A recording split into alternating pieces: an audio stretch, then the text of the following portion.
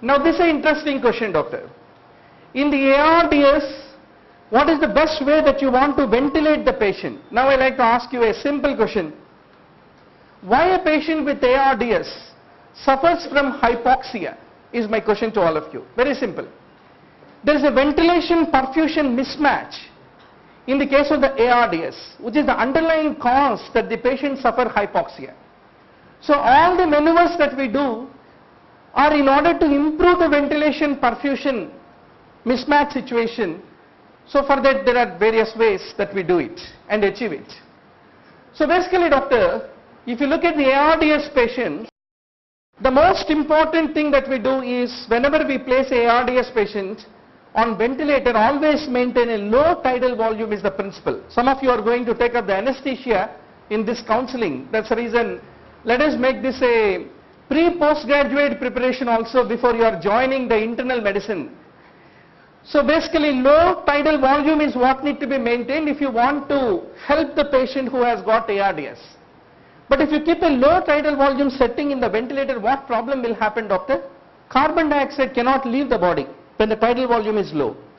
So hypercapnia can occur. So what the pundits in anesthesia say that even if the carbon dioxide value, which is normally around 40 millimeters of carbon dioxide, you can permit up to 65 to 70 in the case of COPD patients and the patients with ARDS on ventilator. It's called the permissive hypercapnia. Is a very important concept, is what need to be basically remembered.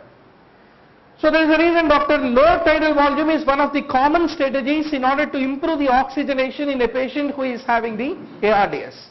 Next you have another important strategy which is called the inverse ratio ventilation. It is also another ventilator setting.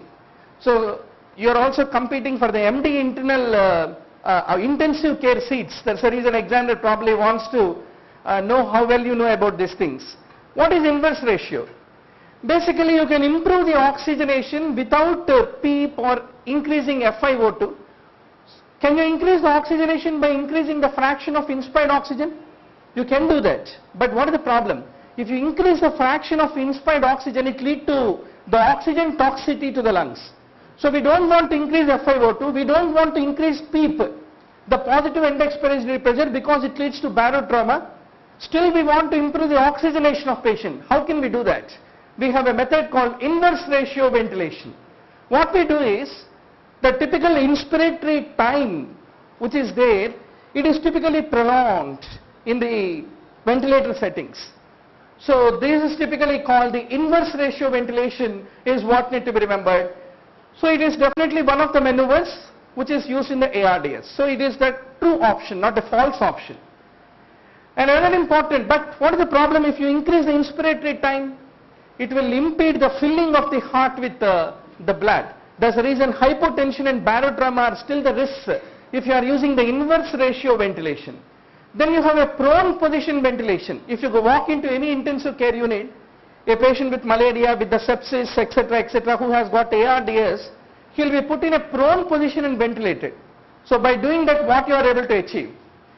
That part of the lung which is atelectatic is being recruited into the ventilation by placing the patient in a prone position. It is very easy to preach, ventilate the patient in prone position, but so many intensive care unit catheters hanging around, it is really a difficult task to basically place the patient in prone position. So you can reduce the shunting, you can reduce the ventilation perfusion mismatching by placing the patient in the prone position. So it is also used in the management of ARDS, that is also true. Now coming to the jet ventilation, where do we use jet ventilation? Very simple. We throw a jet of gas in a very high velocity. What is the purpose of it?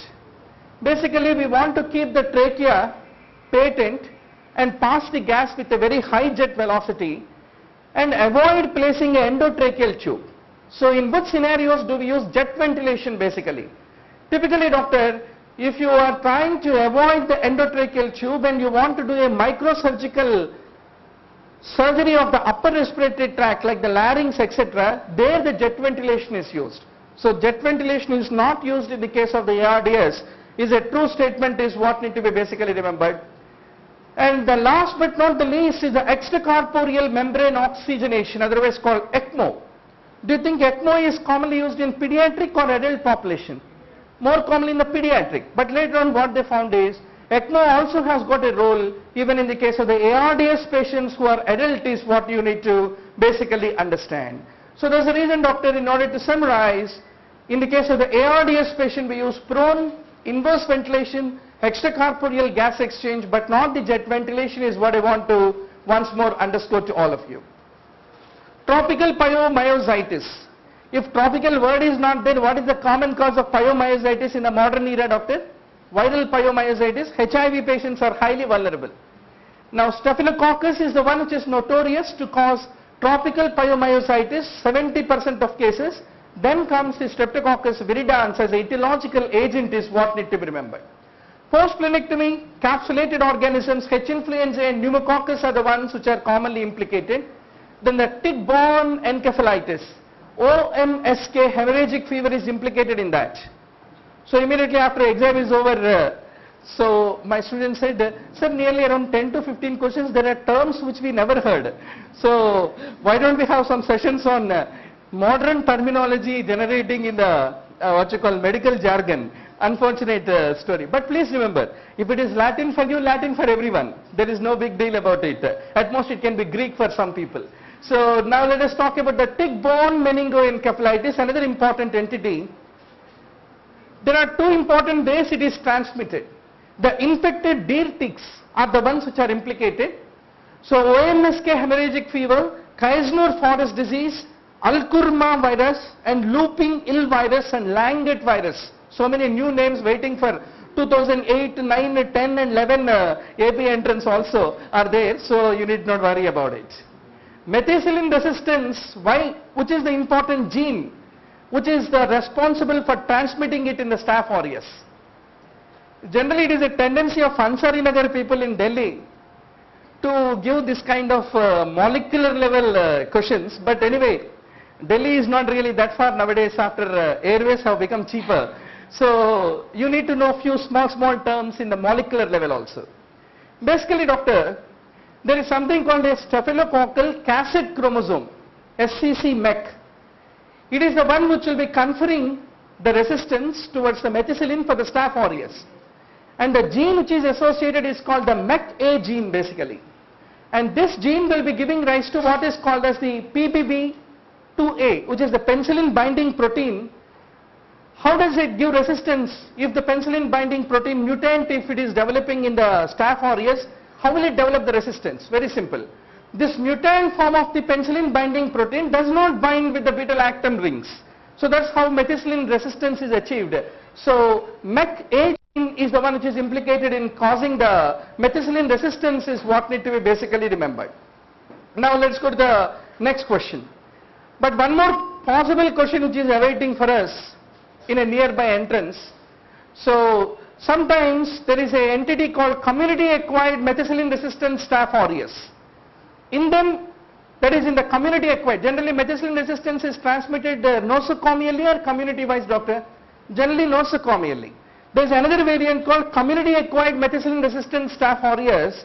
It is the Pantone Valentine leukocidin factor is the one which is implicated is what need to be basically remembered. CD4 is MHC2, CD8 is MHC1 is what we had been remembering from the times immemorial. But anyway, doctor, all nucleated cells contain the MHC1 is what need to be basically remembered. Especially when the viruses happen to infect the cell, it is the MHC1 dependent pathway is the one which is implicated. And MHC class 1 is generally associated with the cytotoxic T cells is what need to be remembered. Where do you find MHC class 2, doctor? Another common question asked in the exam. Macrophages, dendritic cells, activated T cells and the B cells is what need to be remembered. They are all called the professional antigen presenting cells is what need to be remembered. And it is the extracellular pathogens like the bacteria, for them MHC2 and the CD4 is important. Whereas for the viruses it is the MHC1 and CD8 are important is what need to be fundamentally remembered. Herpes zoster can be diagnosed with the Jang smear, as all of you know very well, another traditional question. Now what are the drugs which are associated with the prolactin? So around 70% of questions are very easy, but some questions are the ones which require a closer outlook. Basically, quetiapine is one of the important types of atypical or atypical antipsychotic, doctor? It is an example of an atypical antipsychotic. So what are all the various other atypical antipsychotics, doctor? Clozapine, risperidone, olanzapine, and you are having zolpidem and the quetiapine. They are the various agents. Out of this, it is the quetiapine which acts on the dopamine and the serotonin receptors, but it has got a very specific affinity only. I mean, once quetiapine attaches to the dopamine receptor, it rapidly dissociates from the dopamine receptor.